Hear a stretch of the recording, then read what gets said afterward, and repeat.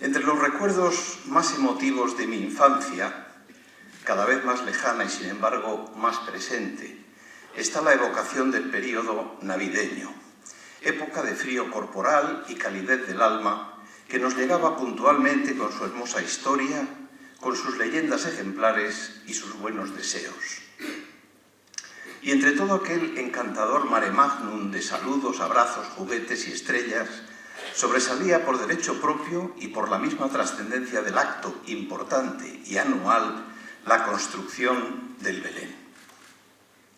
Para ello se destinaba en nuestra casa un lugar amplio, de fácil acceso, y se disponía un estrado convenientemente forrado de papel para albergar desde unos días antes de Nochebuena hasta después de Reyes el tradicional nacimiento. Una vez asegurada y recubierta la entabladura, se procedía al acto solemne de convertir aquel espacio limpio y despejado en un trasunto de la Palestina romana o en un despropósito de cuidados anacronismos que de todo eso y mucho más había. Para empezar, se bajaba cuidadosamente del altillo la caja que contenía reunidos a pajes, pastores, camellos, soldados, musgo, corcho y papel de plata para el río. Mi padre, entre inútiles protestas de los niños que queríamos ayudarle a trazar accidentes orográficos o a ir colocando figuras, se erigía en único escenógrafo competente y, tras algunas dudas, distanciamientos estudiados para mejor contemplar el resultado y entornamiento de ojos para ver con la imaginación, daba por concluida la primera y genuina colocación del Belén, que para los cómputos y administración familiares era la única que contaba. Quedaba así el curioso e imprescindible escenario como un universo reducido y estático que albergaba personas, animales y cosas. De remediar el estatismo, desde luego, ya nos encargábamos nosotros, empeñados en llevar a su casa a la lavandera, así de rodillas como estaba, o en hacer pasear por el adarve del medieval castillo de Herodes a sus sanguinarios guardianes. Eso sí, nos cuidábamos mucho de no tocar ni mover al niño Jesús, que había sido ritualmente entronizado en su rústica cuna por mi padre, tras haber permitido que mi madre acercara la figurita a nuestros inocentes labios para darle un beso suave y respetuoso. Salvo el niño Jesús, digo, el resto del planeta se movía y cobraba vida cada vez que uno de los hermanos se acercaba al tablado y se le venía a la imaginación un desplazamiento de figuras, que según su estado de ánimo podía ser pausado, agitado o revolucionario. Toda esa actividad no era sino un adiestramiento vital, una preparación a la espera del momento que llegaría a partir de los 16 años en que nos tocase a cada uno de nosotros poner el Belén. Porque este no solo constituía uno de los ritos familiares más venerados, sino que era una escuela de costumbres que nos organizaba y pertrechaba para lo que mis padres llamaban con reverencia incógnita el día de mañana. Y por si ese mundo, ese ámbito seguro y familiar se nos quedaba estrecho, mis padres reservaban para la mañana de algún domingo o del propio día de Navidad la visita a otros belenes, especialmente a aquellos cuyos personajes tenían algún movimiento. El tamaño mayor y movilidad de las figuras, sin embargo, no eran cualidades superiores a la cercanía y cordialidad que nos producían las de casa, reducidas y humildes, sobre cuyas fingidas existencias creíamos tener control como pequeños diosecillos. Después, de vuelta al hogar y ante nuestro tesoro común, mi padre trataba de dar respuesta al aluvión de preguntas que nuestra imaginación producía: los trajes de los reyes, los animales del pesebre, la forma del portal, las actitudes de los pastores, la posición del ángel anunciador entre el cielo y la tierra. Probablemente las mismas cuestiones que intrigaron a los cristianos desde los primeros siglos de existencia de nuestra religión y que la tradición, de acuerdo con los evangelios canónicos, pero recurriendo también a los apócrifos, trató de completar. De este modo, el Belén contribuía a sembrar en nuestros infantiles campos la simiente de la curiosidad, la necesidad de la cultura. Recuerdo como si fuera hoy, por ejemplo, el momento en que descubrí, tras romper una pierna de un pastor, que las figuritas de barro también tenían huesos, de alambre, eso sí, y que el entramado de metal sobre el que iba el barro pintado se parecía mucho a nuestro propio esqueleto. Desde aquellos recuerdos domésticos e imborrables abordo la lectura de las líneas de este pregón como un mensaje a esta sociedad nuestra que aparenta saberlo todo, como una reivindicación también de la familia, núcleo de relación entre generaciones, como un vivero, por último, de aficiones comunes en las que la jerarquía de la edad pueda otorgar el privilegio amable y generoso de la entrega ritual de los conocimientos. No insistiré demasiado por constituir la faceta más íntima y personal en el hecho de que el Belén representa una parte muy importante de nuestras propias creencias, lo que significa o quiere decir de nuestras propias vidas. Esta no es una afirmación gratuita. Por un lado se recuerda un misterio de nuestra religión, la religión en que hemos sido educados, que se nos ha transmitido a través de relatos escritos y orales, y por otro se escenifica ese mismo misterio. Y se hace permitiendo que esa representación contenga algo de nosotros mismos. Nadie ignora, porque ahora mismo se puede saber online, qué clima hace en Palestina, que como mucho puede caer alguna helada la noche del 24 de diciembre. Los relatos evangélicos, tanto los canónicos como los apócrifos, hablan de pastores que duermen al raso, es decir, al aire libre, y probablemente sería un error histórico cubrir de nieve los campos de Belén, tan lejanos del monte Hermón, donde según la tradición se transfiguraría Jesús y donde sí había nieve todo el año. Quiero apuntar con este simple dato que el aspecto que queremos dar a esa representación del misterio de que hablaba hace un momento viene más condicionado por la tradición cristiana, que ha ido acumulando situaciones y circunstancias recogidas aquí y allá, que por la historia misma, tan rigurosa en sus principios y con todo tan inexacta. El nacimiento o Belén surge, por tanto, del deseo espontáneo de representar una escena tierna, familiar y conmovedora, a la que le viene muy bien el desamparo y pobreza de un portal rodeado de nieve. Y ese deseo se va desarrollando desde el siglo IV de nuestra era, en que las doctrinas de Arrio obligaron a buscar certezas en los relatos legendarios sobre el nacimiento de Jesús que estaban dispersos y provocaban cierta confusión. Justiniano instaura oficialmente la fiesta en el año 529 y luego viene todo el lío, porque no cabe calificarlo de otra manera, que organiza Dionisio el Exiguo. El Papa Hormisdas encargó a este pequeño monje alemán, erudito y gran matemático, que elaborara unas tablas o cómputos que pudiesen sustituir a los calendarios de César y de Diocleciano. En aquella época, Alejandría y Roma se disputaban el honor de calcular cuándo caería la Pascua cristiana. Dionisio se inclinó por los cálculos de Alejandría. A pesar de sus errores, aparentemente no existía el año cero, y además calculó mal la fecha del reinado de Herodes en 4 años, digo que a pesar de sus errores se adoptó el nuevo cálculo y a partir de Beda el Venerable se hizo oficial. Aunque en España, como siempre por distinguirnos, seguiríamos aplicando lo que se conoció como era hispánica, que fijaba el año primero en el 38 a.C., según se había acordado en la época de los godos. El Concilio de Tarragona vino a poner algo de orden en el siglo XII, pero en Castilla no se aceptó e impuso el nuevo calendario hasta el siglo XIV. Todos los historiadores coinciden en señalar, sin embargo, que hay un hecho determinante en la costumbre concreta de la representación del nacimiento que se produce en 1233 y que hace evolucionar el simple impulso de representar iconográficamente las escenas de la Epifanía.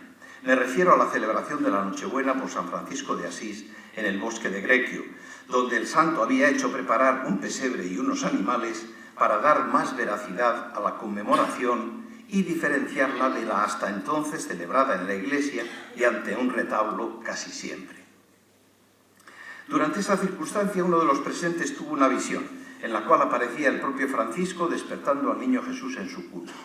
A partir de ese momento se comenzó a difundir en Italia la leyenda y la costumbre, aunque nacimientos propiamente dichos no aparecen separados de los retablos de las iglesias, hasta un inventario del siglo XVI, concretamente del castillo de Piccolomini, en el que se destaca que la duquesa de Amalfi tenía guardadas 116 figuras para la representación de la Navidad, lo cual quiere decir que ya existía una tradición, aunque por lo general solo pudiesen disfrutar de ella los nobles o los monarcas. En el siglo XVIII se da el mayor auge en este tipo de figuración, recordemos en particular los bellísimos belenes napolitanos, y ya en el siglo XIX y en el siglo pasado se van creando las pautas definitivas que hoy conocemos y aceptamos. Pero, ¿de dónde proceden los elementos que ayudan a personificar a los protagonistas del relato evangélico? Comenzaremos recordando cómo describe San Mateo uno de los hechos más importantes que se representan en nuestros belenes, el de la llegada de los reyes. Dice San Mateo: nacido Jesús en Belén de Judea en tiempo del rey Herodes, unos magos que venían del oriente se presentaron en Jerusalén diciendo: ¿dónde está el rey de los judíos que ha nacido? Pues vimos su estrella en el oriente y hemos venido a adorarle. No se poseen demasiados documentos históricos sobre la época. Casi todas las teorías e interpretaciones posteriores se basan, por tanto, sobre ese Evangelio de San Mateo. Ello no es óbice, más bien sospecho que es una poderosa razón para que se haya ido creando desde el siglo III una gran cantidad de leyendas, a cual más interesante. Algunas quedaron olvidadas o desvirtuadas por el paso del tiempo. Otras se fortalecieron en las dificultades y vinieron a engrosar el patrimonio de la tradición cristiana, tan rico como sorprendente. Revisemos algunos de los aspectos más sobresalientes de la trama y sus protagonistas si queremos percibir todos los matices episódicos y formales de la atractiva leyenda. Todo empieza, como es natural, en el Antiguo Testamento. En realidad, toda la Sagrada Escritura está plagada de referencias crípticas o explícitas acerca de la venida del Mesías. Desde el Génesis hasta el Apocalipsis, pasando por Miqueas, Isaías, Zacarías y Ezequiel, la esperanza está en el Salvador y a él se consagra la fe del pueblo elegido. Una vez que tal acontecimiento sobreviene, sin embargo, comienza a ser rodeado por relatos e interpretaciones peregrinas que, aun no añadiendo nada esencial a la historia, tratan de completarla con anécdotas o explicaciones forzadas. La primera de ellas, que ciertamente llega a extrañar, se refiere a la descendencia del profeta Balaam. De él precisamente provendrán los magos que llegarán a Belén ansiando adorar al nuevo rey. Comúnmente, escribe Santiago de Vorágine, se cree que los magos eran descendientes de Balaam y que conocían esta profecía hecha por su antepasado. Tal creencia llega a hacerse popular siendo utilizada en composiciones poéticas y literarias. Otras fuentes, sin embargo, explican la presencia de esos sabios ante Jesús por un encargo expreso de Set, hijo de Adán, a sus descendientes, según se describe en el tránsito de la bienaventurada Virgen María. Dice este Evangelio: ignoráis que nuestro padre Adán, a punto de expirar, prescribió a su hijo Set que ordenase a sus descendientes que sacasen su cuerpo de la caverna de los tesoros y que lo llevasen a la tierra santa, porque sabía que la redención de su raza se efectuaría por la misericordia del Cristo. Y dijo: el oro, la mirra y el incienso que hay en la caverna de los tesoros son los presentes que serán llevados a Belén por la mano de los magos, hijos de reyes. El Evangelio Armenio de la Infancia narra una historia muy similar. Dice: el Señor concedió a nuestro primer padre el nacimiento de Set, el hijo de consolación, y con él aquella carta escrita, firmada y sellada por el dedo del mismo Dios. Set la recibió de su padre y la dio a sus hijos. Sus hijos la dieron a sus hijos de generación en generación, y hasta Noé recibieron la orden de guardar cuidadosamente dicha carta. Noé la dio a su hijo Sem, y los hijos de éste la transmitieron a los suyos, y estos a su vez la dieron a Abraham. Y Abraham la dio a Melquisedec, rey de Salem y sacerdote del Dios Alto, por cuya vía nuestro pueblo la recibió en tiempo de Ciro, monarca de Persia. Y nuestros padres la depositaron con grande honra en un salón especial. Finalmente la carta llegó hasta nosotros, y nosotros, poseedores de ese testimonio escrito, conocimos de antemano al nuevo monarca, hijo del rey de Israel. Cuando los magos llegan a Belén, uno de ellos, en representación de los otros, se acerca al recién nacido para cumplir ese encargo de Set. Y dice el Evangelio: y de nuevo el rey Melcón cogió el libro del testamento que guardaba en su casa como herencia de los primeros antepasados y se lo presentó al niño diciéndole: he aquí tu carta, que a nuestros ascendientes entregaste en custodia firmada y sellada por ti. Toma este documento auténtico que has escrito, ábrelo y léelo, porque el quirógrafo está a tu nombre. Y este documento que Adán dio a Set, Set a Enoc, Enoc a sus hijos, y que de esta suerte pasó de unos descendientes a otros hasta Noé, que Noé dio a Sem, Sem a sus hijos, y sus hijos a sus hijos hasta Abraham. Que Abraham dio a Melquisedec el pontífice, que Melquisedec dio a otro y estos a otros todavía, hasta que llegó a manos de Ciro, quien lo guardó cuidadosamente en un salón especial donde se conservó hasta el tiempo de natividad del Cristo. Ese documento era el mismo que los magos ofrecieron al niño Jesús. Existe otra explicación al hecho de que los magos acudan presurosos a adorar a Cristo. Se trata de la visión de una luz en forma de estrella que anuncia un hecho sobrenatural y confiere a quienes la contemplan una sabiduría especial. Escuchémoslo en un diálogo desarrollado en el portal entre José y los reyes. Díceles José: ¿de dónde habéis sabido esto que me estáis diciendo?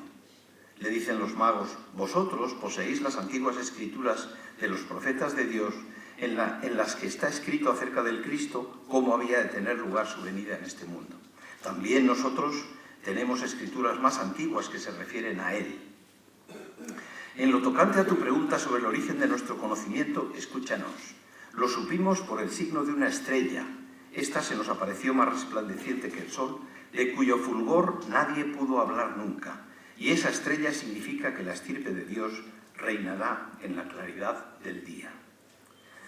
Tal tradición de la estrella esperada es renovada por San Juan Crisóstomo al comentar el Evangelio de San Mateo. Según una tradición antigua, dice San Juan, un grupo de astrólogos dedicados a descubrir el futuro a través de las estrellas, acordaron nombrar una comisión formada por 12 de ellos para que los miembros de la misma observasen permanentemente el cielo hasta que descubriesen la aparición de la estrella de la que había hablado Balaam. Si morían esos astrólogos, deberían ser reemplazados por alguno de sus hijos y estos por otros descendientes suyos. Todos los años, cada año en un mes distinto, siguiendo en el orden de los meses un ciclo rotativo, subían los 12 de la comisión al Monte de la Victoria y permanecían en su cima 3 días consecutivos, haciendo abluciones y pidiendo a Dios que les mostrara la estrella cuya aparición había sido vaticinada por el profeta. En una de aquellas ocasiones, precisamente el mismo día en que nació el Señor, cuando estaban entregados a estas prácticas de oración, vieron un astro que por encima del monte avanzaba hacia ellos, y quedaron sumamente sorprendidos al advertir que, al aproximarse al sitio en que se encontraban, la estrella se transformaba en la cara de un niño hermosísimo con una cruz brillante sobre su cabeza. Su sorpresa fue aún mayor al oír que la estrella hablaba con ellos y les decía: «Id prontamente a la tierra de Judá, allí encontraréis ya nacido al rey a quien buscáis los astrólogos». Obedientes a este mandato, inmediatamente se pusieron en camino hacia el país que la misteriosa estrella les había indicado. San Mateo cierra el episodio de la estrella con el gozo que los reyes sienten al percibir su fulgor y poder ir tras ella. Dice San Mateo: entonces Herodes llamó aparte a los magos y por sus datos precisó el tiempo de la aparición de la estrella. Después, enviándolos a Belén, les dijo: id e indagad cuidadosamente sobre ese niño, y cuando lo encontréis, comunicádmelo para ir yo también a adorarle. Ellos, después de oír al rey, se pusieron en camino. Y he aquí que la estrella que habían visto en el oriente iba delante de ellos hasta que llegó y se detuvo encima del lugar donde estaba el niño. Al ver la estrella, se llenaron de inmensa alegría. San Fulgencio dice que esta estrella se distinguía de las demás en 3 cosas: en su ubicación, en su fulgor y en su movimiento. En su ubicación, porque no estaba situada en lo alto del firmamento, como las otras, sino que flotaba en el espacio a escasa distancia de la Tierra. En su fulgor, porque su brillo era mucho más intenso que el de los otros astros, puesto que su resplandor no quedaba como el de estos, ofuscado por el sol, y era perfectamente visible incluso en las horas más claras del mediodía. En el movimiento, porque no era circular ni describía una órbita determinada, sino que avanzaba y procedía en una misma dirección como avanzan y proceden hombres y animales. E iba delante de los magos como pudiera haber ido un viajero cualquiera que hubiese hecho el oficio de guía. Ya tenemos una de las primeras piezas de nuestro nacimiento convenientemente situada en la historia y en el cuadro navideño: la estrella. En casi todos los belenes su resplandor plateado era seguido por una cola de cometa arqueada que daba la sensación de movimiento y se colocaba a una altura suficiente sobre el portal. Sabemos, pues, algunas de las razones que impulsan a los magos a dejar sus casas para ir a buscar al nuevo rey. Los sabios emprenden el camino desde sus tierras, pero ¿cuáles eran esas tierras? Incluso este extremo se muestra confuso y propicio a la especulación. Clemente de Alejandría, Diodoro de Tarso, Cirilo de Alejandría y Juan Crisóstomo les hacen proceder de Persia. Tertuliano y Justino de Arabia. Máximo de Turín les cree originarios de Caldea y Babilonia. Hay quien finalmente ni siquiera les localiza en Oriente, sino que con cierta vaguedad procura que procedan de lejanas tierras. Los nombres que la tradición les asigna así parecen atestiguarlo. En unos casos se les denomina Hormiz de Persia, Peroz de Seba y Habdeguer de Saba. En otros, Zarbandes, Arsacio, Gusnafó, Hormistas, Zarbandades, Orroes, Maruco, Estunabudanes, Asuero, Merodaco, Sardaraco y Artajercio. La tradición armenia les conoce como Melcón, Baltasar y Gaspar, y en el mismo sentido hablan Beda el Venerable y un manuscrito de París del siglo VII, donde aparecen con los nombres de Melchor, Gaspar y Vitisarea. Vorágine viene a añadir más confusión si cabe al escribir: poco después del nacimiento del Señor llegaron a Jerusalén 3 magos, llamados en hebreo Apelio, Amenio y Damasco, en griego Gálgala, Malgalat y Sarachín, y en lengua latina Gaspar, Baltasar y Melchor. Ya tenemos fijados sus nombres. Más dudas van a suscitar sus oficios. Ilusionistas, hechiceros y sabios se les llama. Aún habría otro oficio más definido, más concreto, que también tendría sus defensores, el de astrólogo. Mas, fuera cual fuese su dedicación, la iconografía más antigua no les presenta como reyes, ni les otorga corona. Solo a partir de Cesáreo de Arles comienza a tomar cuerpo tal leyenda que llega formada y completa a tiempos de Vorágine, quien, como es habitual en él, se encarga de refundirla y darle difusión. Estos 3 hombres eran, pues, dice Vorágine, 3 reyes muy sabios y llegaron a Jerusalén no solos, sino en compañía de sus escoltas y séquitos. Dice el Evangelio árabe de la infancia: y al primer canto del gallo abandonaron su país con 9 hombres que los acompañaban y se pusieron en marcha guiados por la estrella que les había aparecido.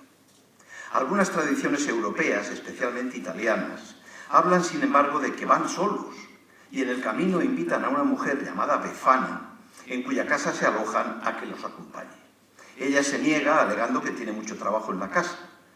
Después se arrepiente y quiere reunirse con ellos, pero llega tarde y no alcanza a ver a Jesús. Es esa la razón por la que vuelve cada año y siempre llena de juguetes con los que alegra a muchos niños que se han comportado bien durante los 365 días precedentes. A los traviesos les deja carbón en los calcetines o en los zapatos.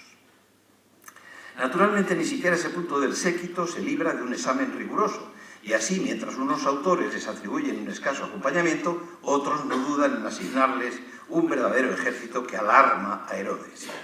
Herodes aparece siempre como un monarca acomplejado y con problemas psicológicos. El Evangelio árabe de la infancia nos muestra, sin embargo, a un rey más preocupado por la extensión de su reinado y el alcance de su poder. Y dice este Evangelio: muy particularmente se alarmó Herodes porque los persas no reconocían su autoridad, y se dijo: el que al nacer ha sometido a los persas a la ley del tributo, con mayor razón nos someterá a nosotros. Y dirigiéndose a los reyes expuso: grande es sin duda el poder del rey que os ha obligado a llegar hasta aquí a rendirle homenaje. En verdad es un rey, el rey de los reyes. Finalmente, otras leyendas basan el desasosiego real en circunstancias más ambiguas, como el aspecto externo de los magos o el simple temor a lo desconocido. Tanto San Mateo como los apócrifos extienden esa inquietud a los propios habitantes de Jerusalén e interrogaron a las gentes de la ciudad diciendo: ¿dónde ha nacido el rey que venimos a visitar? Y a esta pregunta los habitantes de Jerusalén se agitaron temerosos y respondieron que el rey de Judea era Herodes. San Mateo, pese a la brevedad de su testimonio, nos da otros datos acerca del nacimiento. Entraron en la casa, vieron al niño con María, su madre, y postrándose le adoraron. Abrieron luego los cofres y le sirvieron dones de oro, incienso y mirra. Y avisados en sueños que no volvieran donde Herodes, se retiraron a su país por otro camino. ¿En qué tipo de alojamiento se refugian María y José para que nazca el niño? Santiago de Vorágine menciona un albergue o tenada que había a las afueras de un pueblo, en un sitio al que acudían los habitantes de Belén a divertirse los días de fiesta. San Lucas escribe: y le acostó en un pesebre porque no tenían sitio en el alojamiento. Otras versiones, las más, hacen que el acontecimiento se produzca en una cueva, siguiendo mitos paganos anteriores como el de Mitra. Orígenes, para hacer compatible la tradición de San Lucas con la de los apócrifos, sentencia que dentro de la caverna había un establo. Finalmente, poetas como Rodrigo de Reynosa comienzan ya en el siglo XV a abogar por la tradición más popular en nuestros días, que es la del portal. Allá en Belén, en pobre portal, nació aquel por quien nos libró de mal. El hecho de que fueran 3 las ofrendas presentadas hizo pensar a muchos padres de la Iglesia que este había de ser el número de los magos. Sin embargo, antes y después, como ya hemos visto, hay representaciones que muestran 2, 4, 8 y hasta 12 personajes ante el Rey de Reyes. Prevaleció el 3 en la tradición cristiana por ser guarismo propicio a la exégesis. Ya en el siglo IX se habla en Europa de que Melchor, descendiente de Cam, Gaspar de Jafet y Baltasar de Sem representan a las 3 razas del universo en la época. Otras interpretaciones les hacen simbolizar las 3 edades del hombre: juventud, madurez y vejez. No olvidemos que ya Beda el Venerable les había descrito como un viejo con el cabello y barba canos, Melchor, un hombre de barba negra, Baltasar, y un joven imberbe con el pelo rojo, Gaspar. El número de presentes corresponde invariablemente al descrito por San Mateo, si bien hay variantes curiosas dignas de mención en las que se altera el orden y el portador de las ofrendas, como en el Evangelio armenio, que dice: en primer término se adelantó Gaspar, rey de la India, llevando nardo, cinamomo, canela, incienso y otras esencias olorosas y aromáticas que esparcieron un perfume de inmortalidad en la gruta. Después Baltasar, rey de la Arabia, abriendo el cofre de sus opulentos tesoros, sacó de él, para ofrecérselos al niño, oro, piedras preciosas, perlas finas y zafiros de gran precio. A su vez, Melcón, rey de la Persia, presentó mirra, aloe, muselina, púrpura y cintas de lino. Hay variantes dignas de mención, como aquella que muestra a los 3 magos ofreciendo una moneda cada uno. Esta tradición fue permutada en el siglo XIV por Juan de Hildesheim, quien en la biografía que escribió acerca de los reyes para que fuera leída y repartida entre los peregrinos que iban a Colonia a visitar sus tumbas, dice que Melchor ofreció una manzana de oro y 30 monedas. Monedas que después fueron extraviadas por María y José y encontradas posteriormente por un pastor, quien las entregó en el templo, de donde volvieron a salir para pagar a Judas su traición. Merece la pena comentar siquiera brevemente el regreso de los magos a su país portando uno de los pañales de Jesús que les había ofrecido María a manera de presente. Tras un determinado número de años mueren, habiendo también acerca de esto distintas versiones. Parece que los cuerpos, o mejor dicho sus restos, fueron rescatados por la madre de Constantino, Santa Elena, y llevados a Constantinopla. De allí fueron a parar a Milán, trasladados por el obispo San Eustorgio, y finalmente Federico Barbarroja, en el siglo XII, los llevó a la Catedral de San Pedro en Colonia, donde fueron expuestos, siendo concedidas indulgencias por Inocencio IV, a partir de 1247, a todos aquellos peregrinos que se acercaran a venerarlos. Respecto al ángel que se aparece en el campo a los pastores, dice Jean Croiset, el autor del famoso Año Cristiano, que era más resplandeciente que el sol, lo que les dejó deslumbrados y llenos de temor. Los pastores se hallaban velando mientras guardaban sus rebaños, ya que, como dice el mismo abate francés, siendo el invierno tardío y templado en Judea, podía muy bien mantenerse el ganado en el campo por la noche en ese tiempo. La aparición del ángel sirve a los pastores de anuncio y los encamina a la cueva. Allí encienden fuego y se entregan a regocijados transportes de alegría. Simultáneamente, según el Evangelio árabe de la infancia, se dejaron ver ejércitos celestiales que alababan y glorificaban a Dios. Los pastores se pusieron a imitarles. Serán ellos mismos también los que traerán al portal diferentes ofrendas, que según la tradición consistirían en algún cordero de su rebaño, pieles para abrigar al niño o alimentos como leche, mantequilla y queso. Solo en el Evangelio apócrifo titulado Liber de Infantia Salvatoris aparecen unos pastores sin ofrendas. Hablando acerca de los Reyes Magos, dice José: muy bien han hecho estos señores en no besar al niño en balde, lo contrario de aquellos nuestros pastores que vinieron aquí con las manos vacías. Lo normal, sin embargo, es que se considere a los pastores como privilegiados por haberse acercado los primeros a adorar al niño Dios. En alguna leyenda incluso se les santifica, como en aquella tradición salmantina, según la cual se encuentran en la villa de Ledesma los restos de los gloriosos Josefo, Isacio y Jacobo, pastores de Belén que merecieron ver y adorar los primeros a Cristo, Dios y hombre, recién nacido en el portal. Al parecer, según Luis Prando, llegaron allí en el año 937, traídos por un devoto, ante el peligro que corrían sus reliquias en Jerusalén, amenazada por los sarracenos. En Ledesma se creó una hermandad o cofradía que, como muchas otras, entró en una fase de decadencia a fines del siglo XIX. No se volvería a hablar del arca que contenía los restos hasta 1965, año en que se encontraron en la iglesia de San Pedro con motivo de una restauración.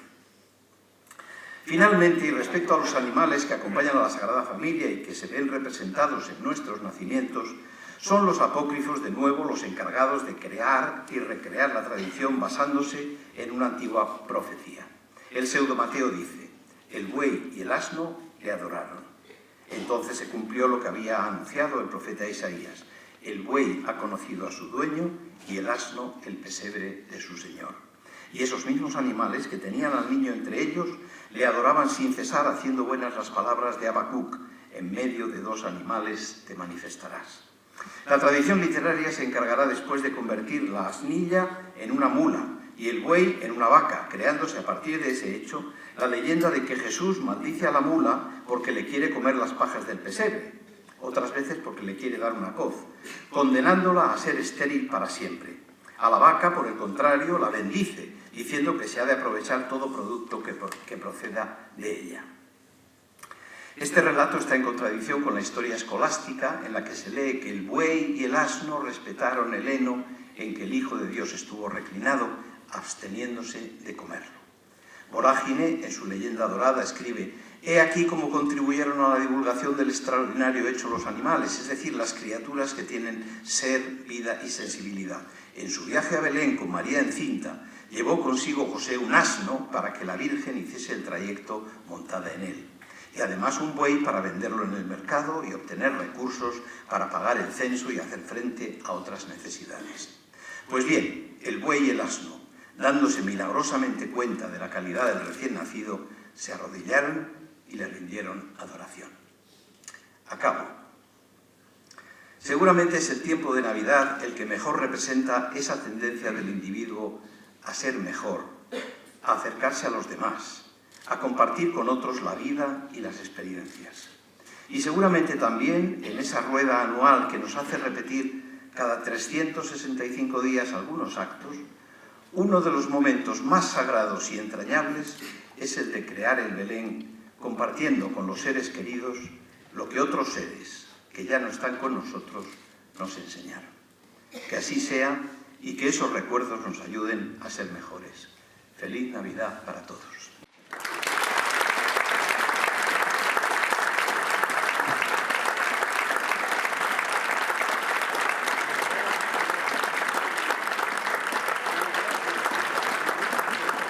Muchas gracias, querido Joaquín, por tus palabras. Veo que has respondido sobradamente a nuestras expectativas y te has hecho merecedor de nuestro cariño y gratitud. Por ello recibe con ese cariño que te damos o te mostramos este pequeño recuerdo